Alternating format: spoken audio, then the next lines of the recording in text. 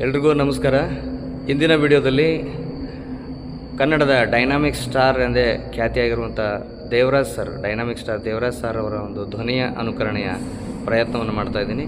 ಹೇಗೆ ಬಂದಿದೆ ಅಂತ ಪ್ರತಿಕ್ರಿಯೆ ನೀಡಿ ಅಂತ ಹೇಳ್ತಾ, ಇಂದಿನ ಯುವ ಪೀಳಿಗೆಗೆ ಡೈನಾಮಿಕ್ ಸ್ಟಾರ್ ದೇವರಾಜ್ ಸರ್ ಮಾರ್ಗದರ್ಶನ ಮಾಡಿದರೆ ಯಾವ ರೀತಿ ಮಾತಾಡ್ಬೋದು ಅಂತ. ಎಲ್ಲ ನನ್ನ ಯುವ ಸ್ನೇಹಿತರಿಗೆ ನಿಮ್ಮ ಡೈನಾಮಿಕ್ ಸ್ಟಾರ್ ದೇವರಾಜ್ ಮಾಡೋಂಥ ನಮಸ್ಕಾರಗಳು. ಒಂದು ವಿಷಯ ಹೇಳ್ತೀನಿ, ಕೇಳ್ಕೊಳ್ಳಿ.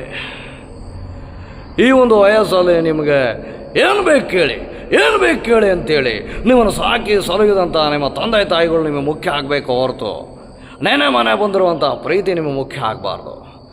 ದುಡುಕಿ ಜೀವನದ ಕೆಟ್ಟ ನಿರ್ಧಾರಗಳನ್ನ ತೊಗೊಂಡು ಹೆತ್ತ ತಂದೆ ತಾಯಿಗಳಿಗೆ ಅವ್ರ ಜೀವನನ ನರಕ ಮಾಡಿ ಹೋಗ್ತಾ ಇದ್ದಾರಲ್ಲ, ಈ ಥರದ ಇನ್ಸಿಡೆಂಟ್ಗಳನ್ನ ಕೇಳಿದಾಗ ನನಗೆ ಆಗೋದು ಭಯಂಕರ ಕೋಪ ಬರುತ್ತೆ.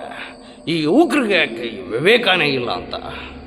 ದಯಮಾಡಿ ನಿಮ್ಮ ತಂದೆ ತಾಯಿಗಳನ್ನು ಮುಖ್ಯ ಅಂತ ಭಾವಿಸುವಂಥ ವಿವೇಕವನ್ನು ರೂಢಿಸ್ಕೊಳ್ಳಿ. ಅದು ನಾನು ನಿಮಗೆ ಹೇಳ್ತಿರೋಂಥ ಕಿವಿ ಮಾತು. ಯಾಕೆ ಅಂತ ಹೇಳಿದ್ರೆ, ಜೀವನದಲ್ಲಿ ಗುರಿ ಇರಲಿ. ನಿಮ್ಮ ಸಾಧನೆ ಆದಮೇಲೆ ನಿಮಗೊಂದು ಜೀವನಕ್ಕೊಂದು ದಿಕ್ಕು ಅಂತ ಮಾಡೋಕ್ಕೆ ನಿಮ್ಮ ಹೆತ್ತ ತಂದೆ ತಾಯಿಗಳು ಇದ್ದೇ ಇರ್ತಾರೆ.